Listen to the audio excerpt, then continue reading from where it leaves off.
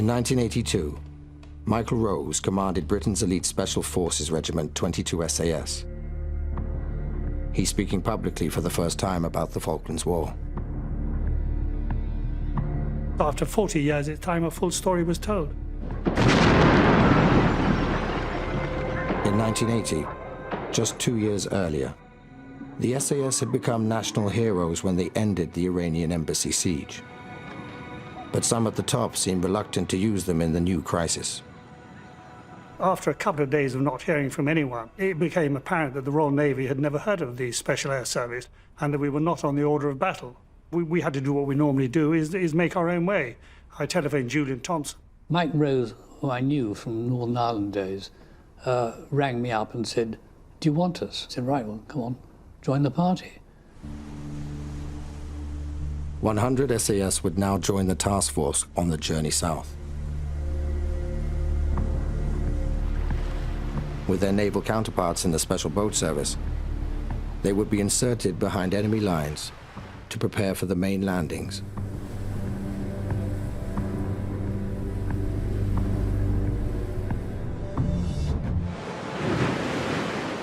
As the task force headed south, the SAS made a secret deal with US Special Forces friends to ensure they were equipped with the latest high-tech kit. Before leaving England, I got a call from Lieutenant Colonel Lewis Burrows, known to everybody as Bucky Burrows, who was the Chief Executive Officer of Delta Force. He said, "Michael, you're going to need some things I've got here." I said, "What are those, Bucky?" He said, "You're going to need portable tactical satellites." I said, "Yeah, I've seen you demonstrate. They would be incredibly useful for us." He said, "I'm going to send you 8 or 9 of those." The new satellite phones allowed Michael Rose to talk to his commanders in the field and the headquarters in Northwood back in the UK, using an American satellite channel. What the Americans did was allow us to use that segment of the satellite. The day the war ended, the satellite was switched off. With the British Army still tapping out some of their battlefield communications in Morse code, portable satellite telephones gave the SAS an invaluable advantage. Tactical satellites we had been lent by Bucky Burrows was a personal loan to me. There was great pressure for me to hand 2 of them over to the MOD, and I absolutely refused to allow that. They had their naval communications, and I was not going to let them interrupt my own communications. It was politically a very divided time. There were riots in many British cities in the summer of 1981. Polls showed that Margaret Thatcher was the least popular Prime Minister since 1945. Going to war was a high-risk gamble for Mrs. Thatcher, so an early success was essential. The first objective was the recapture of South Georgia, 800 miles east of the Falklands, and part of its territory. South Georgia was absolutely vital to be taken quickly because it signaled that we meant business.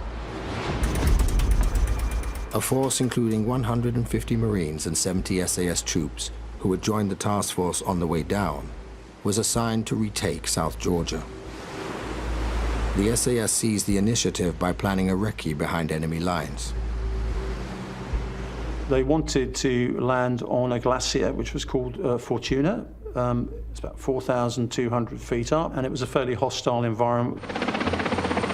It took 3 attempts by 3 Wessex helicopters to get the SAS troopers onto the glacier. The weather was really quite atrocious, very high winds up to 80 knots, and there was driving snow and rain. We put the troops on the ground, went back to the ship and thought, thank God for that, we're not going to have to do that again. That night, we had a hurricane come through. It was a disaster. Within 24 hours, the 16 men had to be evacuated in appalling weather. It's really like flying down the streets of Manhattan in thick fog, with mountains either side of you. Of the 3 helicopters that took off on the rescue mission, 2 crashed, fully laden with SAS. All survived. After Chris and his crew in the remaining chopper dropped off their load of SAS survivors, they had to return to pick up the rest. We put the survivors, all 12 of them, in the back. The aircraft only takes 4 people. And we were a ton overweight, and we had to wait for an 80-knot wind to take off to give us the lift. And I have to say, a little bit of me was saying, I wonder how they're going to explain this. We just lost 2 aircraft, and our first sort of attempt to get on the island has gone badly. When dear old SAS screwed up on Fortuna Glacier, had they lost a lot of people, which they nearly did, I believe it might have propelled the government into giving up. Then luck and quick thinking intervened. And we then picked up a high-powered transmission from something. Now, there aren't many ships in the South Atlantic, especially not that far south. So we started thinking, who is operating this type of transmission? We went to have a look at it. Ian, my first pilot, said, it's a submarine.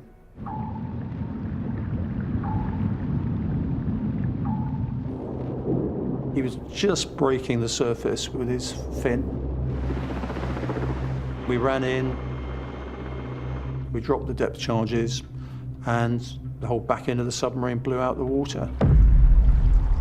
It totally transformed the situation at South Georgia, because with the submarine out of the way, it meant that we could go ahead and do almost what we wanted to. Royal Marines and the SAS went ashore, but before they could engage the enemy, HMS Antrim shelled Argentine positions, and they surrendered without a fight. Margaret Thatcher must have been tremendously relieved. It must have been the first moment when she really felt her judgment vindicated. The white ensign flies alongside the Union Jack in South Georgia.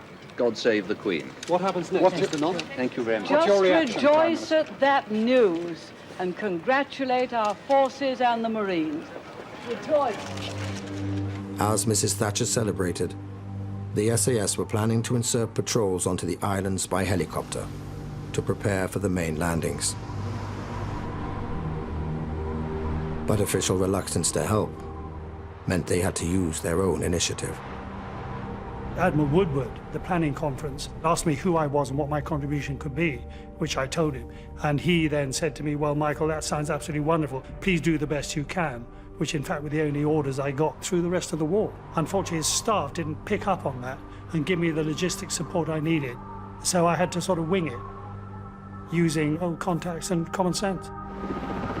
To get behind enemy lines, the SAS needed the helicopters of 846 Squadron. The squadron commander, I by chance had been at the same school with him, so we had certain things in common. And we found it very easy to talk to each other. Well, there was a daily tasking conference. I tended to take the brief and then go and talk to Mike, and he would tell me what he actually needed. Throw the rule book to the wind, get on with what you know is best, work together, and let's win this war. And that's exactly what we did. 3 weeks before the invasion, 846 Squadron inserted special forces using a new generation of night vision goggles. SAS patrols were flown onto West Falkland. Others were landed at strategic spots on East Falkland, overlooking Port Stanley, at Darwin Goose Green to monitor the Argentine garrison there, at Bluff Cove, seen as a potential landing zone, and Mount Kent, 10 miles from the capital. Argentine aircraft already on the Falklands also threatened the task force. With invasion looming, the SAS and 846 Squadron improvised a daring raid to take out a force of Pucara aircraft. How the raid actually came about is revealed for the first time. The Argentine Pucara was an extremely capable ground attack aircraft and could do a lot of damage to Julian Thompson's troops moving in very open terrain. So it was essential that we diminished their numbers of Pucara. There still remain 8 of them in Pebble Island, and so Julian asked me if we could destroy those. The raid on the airfield on Pebble Island was initially vetoed by Admiral Sandy Woodward. To launch the Special Forces helicopters, vulnerable warships would have to come within reach of the Argentinian Super Étendard aircraft. We persuaded Admiral Woodward by talking about a radar which we suspected was on Pebble Island, and so he became obsessed with this radar and said, how can we destroy it? An SAS raiding party was inserted near the Argentine base. In a surprise attack, with the support of naval gunfire, 11 aircraft were destroyed.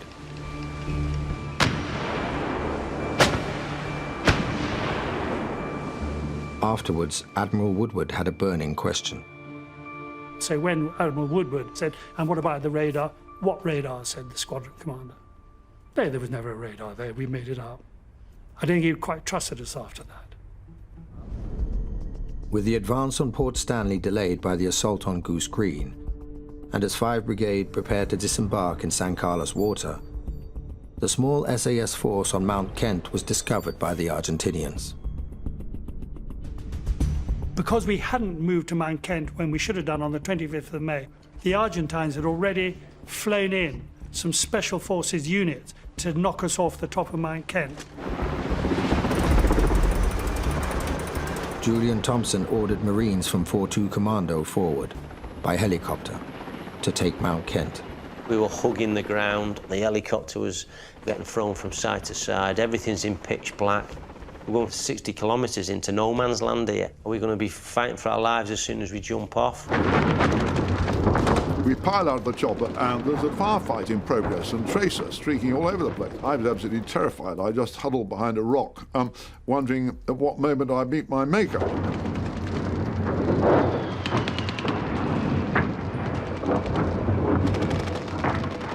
By the time we got there, the Argentine Special Force were almost up onto the ridge from which they could have brought direct fire down onto the landing helicopters. Then, as Julian Thompson said, it would have been game over. Si la operación hubiera salido 10, 15 minutos antes, posiblemente nosotros hubiéramos estado en fuerza superior en el lugar y las fuerzas británicas hubieran estado llegando en su forma más vulnerable dentro de los helicópteros, sujetos al fuego de nuestra gente desde tierra. So it was down to 10 minutes that we might well have lost the war. After a fierce fight, the British drove off the Argentinians from the peak.